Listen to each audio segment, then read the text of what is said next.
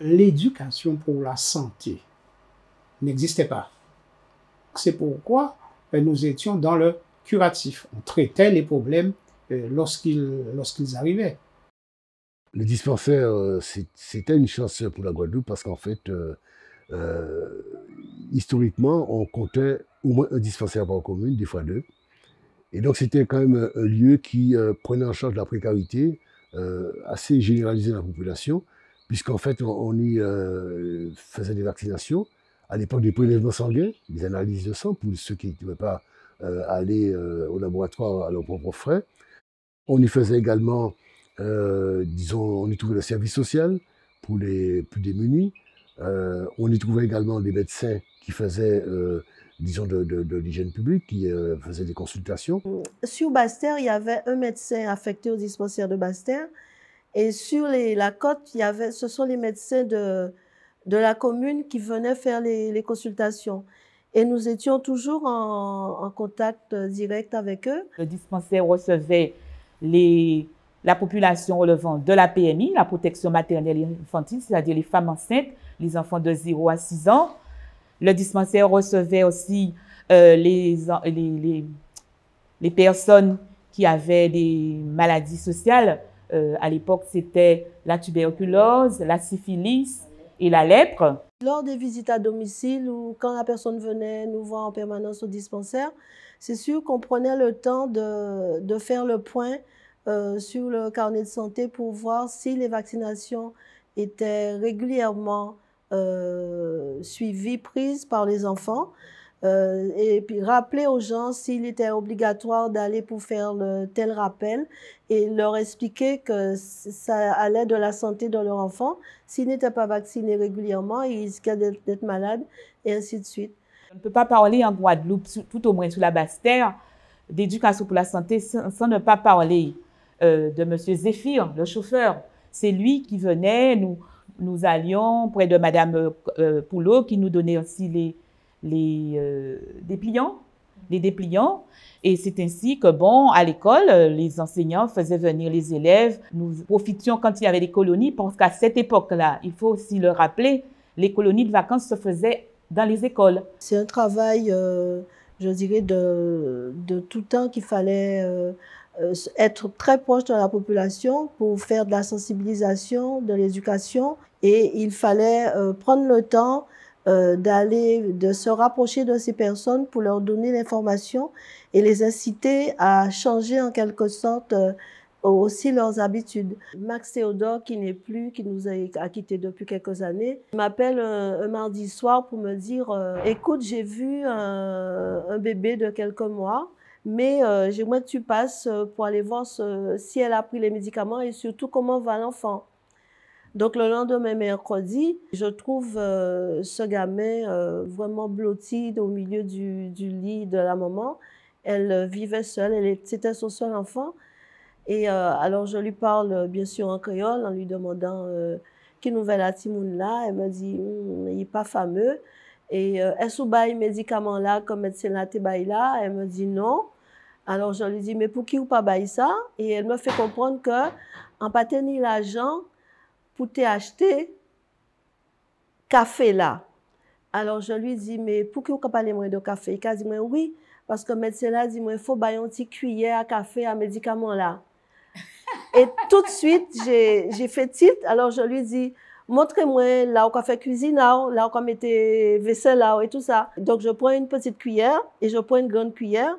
Et je lui dis, cuillère à café, c'était une petite cuillère pour te mettre sirop là, bâtiment là.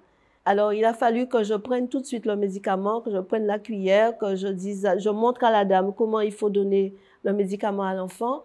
Et bien sûr, quand je suis rentrée au dispensaire, j'ai appelé Max Théodore tout de suite pour lui dire, s'il te plaît, dorénavant, dans ton camion, marche avec une petite cuillère et une grande cuillère et n'utilise plus le terme cuillère à café et cuillère à soupe.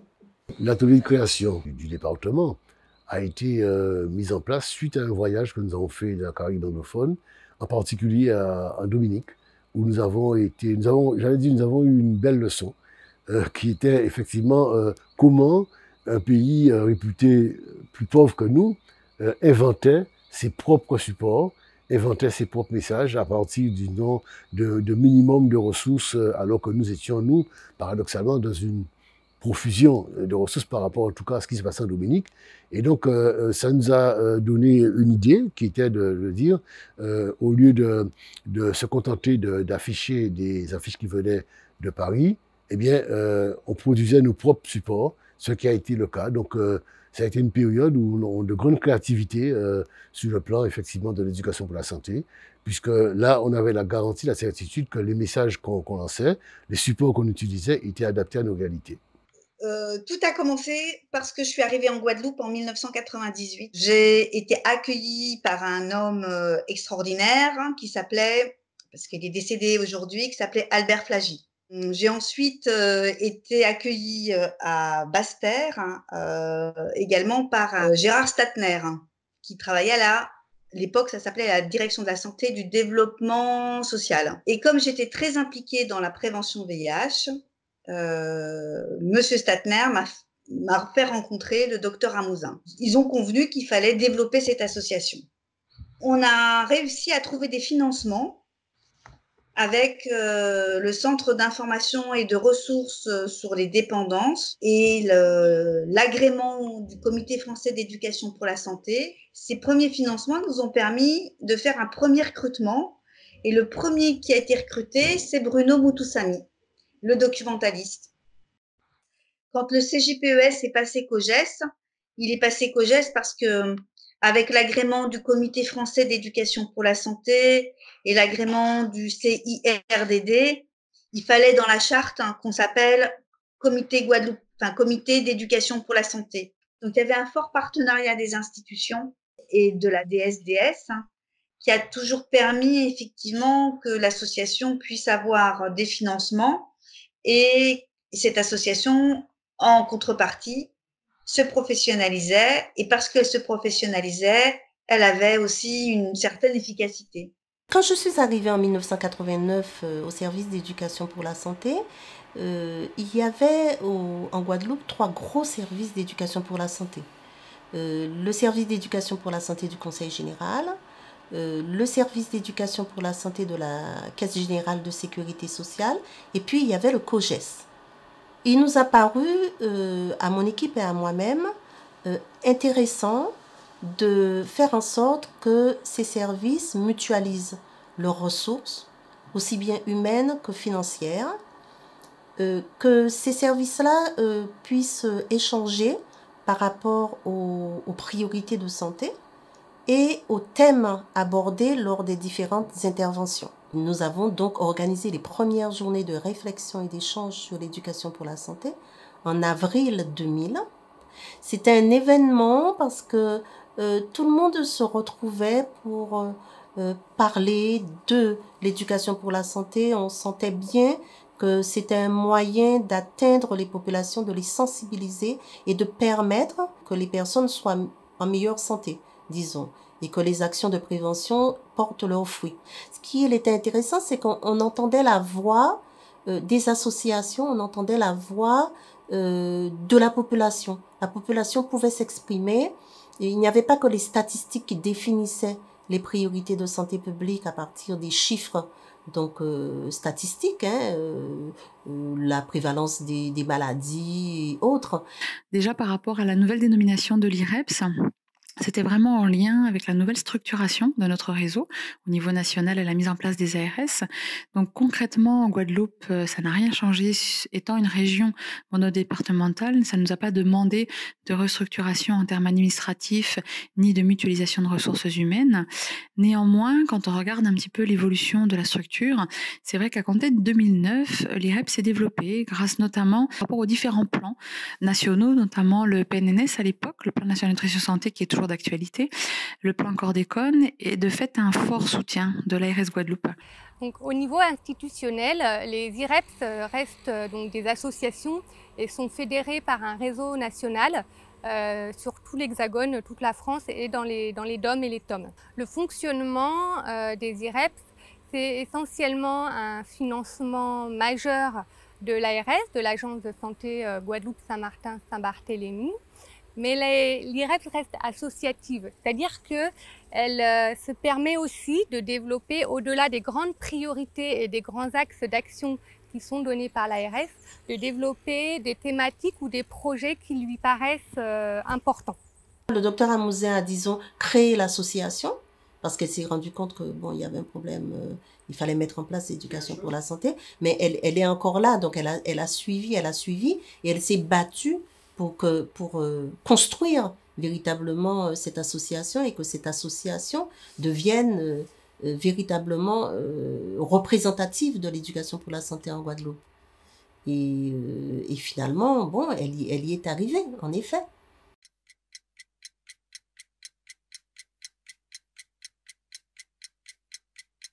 L'éducation pour la santé, je l'ai connue, disons, dans les années 74-75, quand je suis arrivé ici, pour prendre mon premier poste en Guadeloupe d'inspecteur d'ADAS. À l'époque, c'était essentiellement un travail classique d'un pays tropical. Ça concernait les maladies tropicales comme la tuberculose, comme il y avait le pian. C'était une maladie qu'aujourd'hui, les gens ne connaissent pas vraiment. C'était une maladie qui affectait une sorte de champignon qui poussait dans les orteils. Ça a disparu, c'était lié à la qualité du milieu. On ne peut pas ne pas se souvenir de l'action ou des actions qui ont été menées par Madame Deloire, en particulier, qui était ingénieure sanitaire et qui a mené des actions considérables dans toute la Guadeloupe. Sur le péril fécal, à l'époque, les gens encore, dans les campagnes notamment, déversaient des matières fécales dans les rivières parce qu'il n'y avait pas de l'eau courante partout, il n'y avait pas de sanitaire dans beaucoup d'habitations.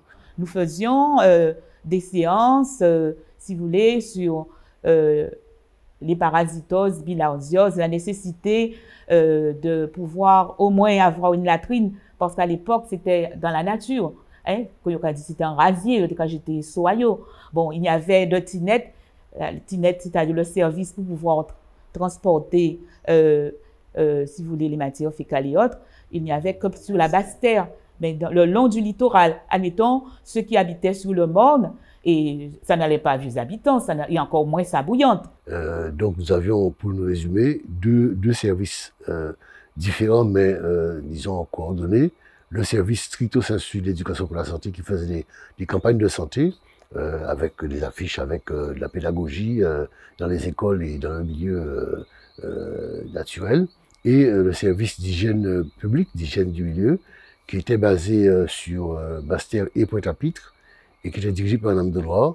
Donc il y avait la lutte contre les moustiques, les vecteurs de maladies, et la lutte contre les maladies endémiques en pays tropical.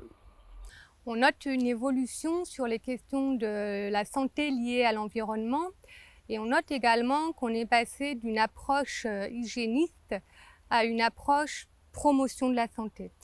À l'IREPS, on travaille cette question de la santé environnementale, notamment autour des problématiques liées aux pesticides. En Guadeloupe, il y a de diverses problématiques sur la santé environnementale qu'on connaît tous, donc les pesticides avec la chlordécone notamment, les sargasses, la qualité de l'air. Mais à l'IREPS, pour le moment, on est missionné autour de la question chlordécone. Donc par rapport à cette problématique chlordécone, on développe un programme, un programme principal qui s'appelle le programme JAFA, Jardins familiaux, et également un programme nouveau qui s'appelle Titiri. Le programme JAFA, l'objectif, c'est de limiter la contamination, si je peux parler comme ça, par la chlordécone des personnes qui sont autoconsommateurs des produits du jardin ou des produits de la pêche pour Titiri. Donc on va travailler sur un programme de montée en compétence également des personnes pour leur donner la possibilité à la fois de développer des techniques culturelles alternatives dans leur jardin, mais aussi de développer un esprit critique vis-à-vis de cette problématique de la chlordécone pour les amener à faire les meilleurs choix pour leur santé. On développe également des projets de prévention auprès des scolaires. On intervient dans un établissement, notamment à Capesterre-Belle-Eau, pour essayer de développer auprès des jeunes la compréhension du lien entre mon environnement et ma santé. Ce programme scolaire doit se déployer dans d'autres établissements. C'était un programme expérimental et nouveau qui devrait être diffusé à plus large échelle.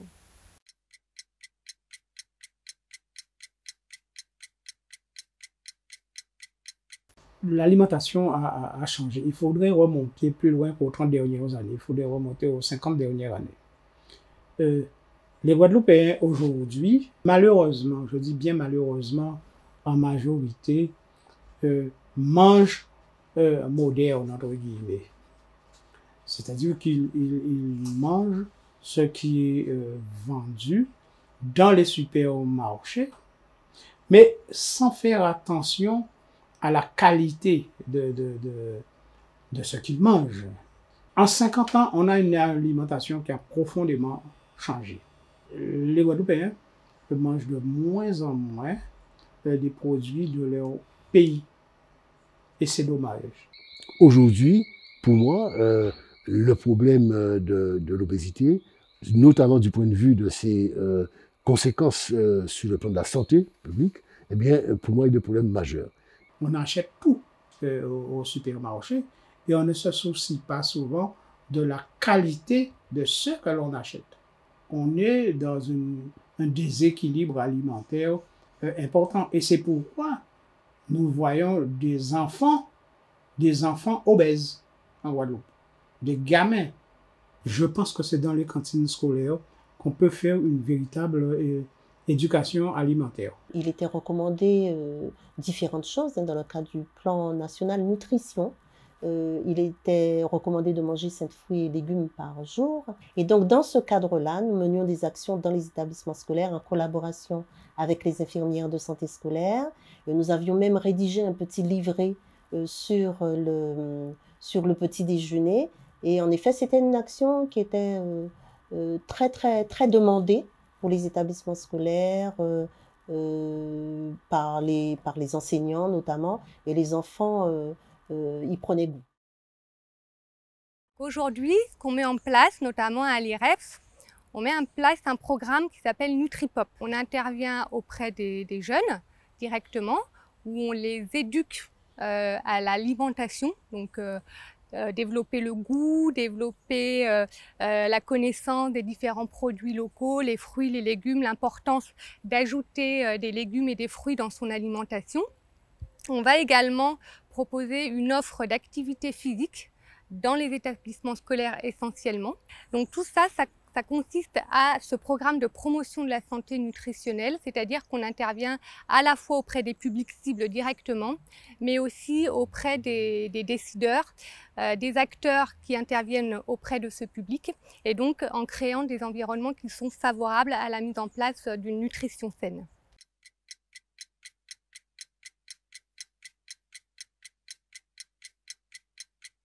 Les hommes, pour parler clairement, étaient très réticents au départ à utiliser un préservatif.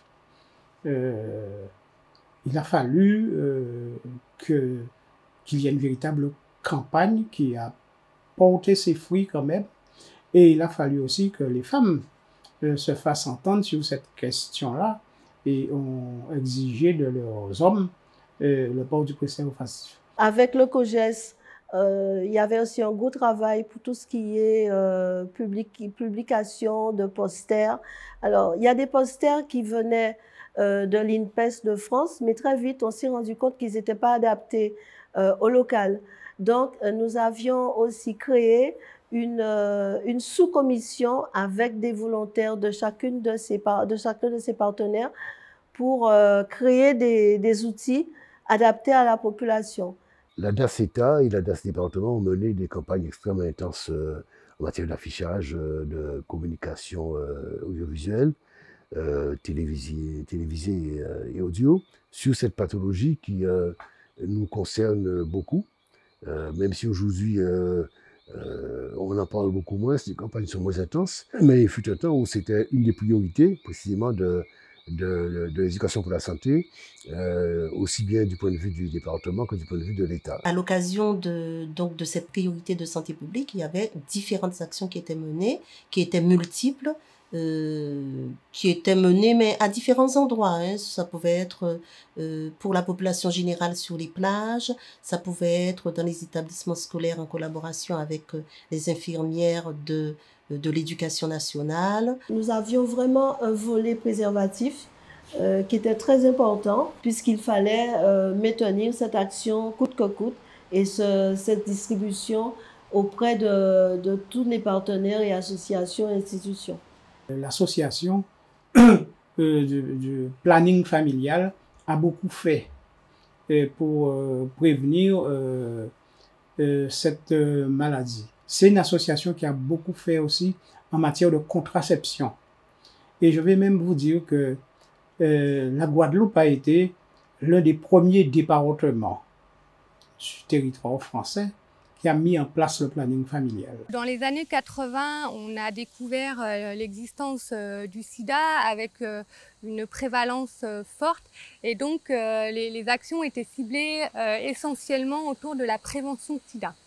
Petit à petit, cette prévention de sida, on l'a élargie autour de la prévention des MST, des maladies sexuellement transmissibles, qui se sont transformées aujourd'hui en IST, en infections sexuellement transmissibles. Et puis petit à petit, on a développé l'éducation à la vie affective et à la sexualité chez les jeunes. Donc on voit bien comment cette thématique en 40 ans, en 35-40 ans, a évolué de quelque chose de très préventif, curatif, à une approche globale de la question de la sexualité autour de 3 champs, du champ émotionnel, psychologique, du champ physiologique et du champ social.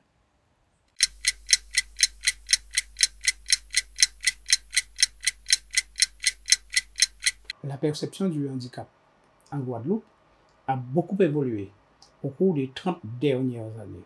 Autrefois, la personne handicapée était moquée. On parlait de jambe d'ivoire s'il avait une seule jambe. S'il était muet, on l'appelait sans parler. Il y a un tas d'adjectifs comme ça qui étaient péjoratifs. Aujourd'hui, on ne se moque plus, du moins ouvertement, des personnes en situation de handicap. L'approche du handicap est différente. On ne parle plus de fou, de toute manière. Ça ne veut rien dire fou. Et ça, c'est une évolution dans le vocable, dans l'appellation et dans la façon aussi de traiter le sujet handicapé. Une mère de famille sort avec son enfant qui est en situation de handicap, a beaucoup moins peur du regard de l'autre. Cette belle aventure, parce que je ne peux pas ne pas parler de belle aventure. Hein? Pour moi, elle a fait partie de ma vie professionnelle et elle a été riche en enseignements. Au bout d'un certain nombre de temps, on avait l'impression d'être dans une grande famille, dans le Larel, de tous ces gens qui sont mobilisés pour que les Guadeloupéens puissent devenir progressivement acteurs de leur propre santé. On n'a pas intérêt à ce que la promotion de la santé reste la compétence de l'IREPS. Dans l'intérêt de la santé des populations guadeloupéennes, il faut qu'il y ait une diffusion de la culture de la promotion de la santé. Donc on voit bien qu'il y a une évolution de l'intervention de l'IREPS qui passe effectivement du terrain vers une diffusion de la promotion de la santé, vers l'accompagnement à la montée en compétences des acteurs.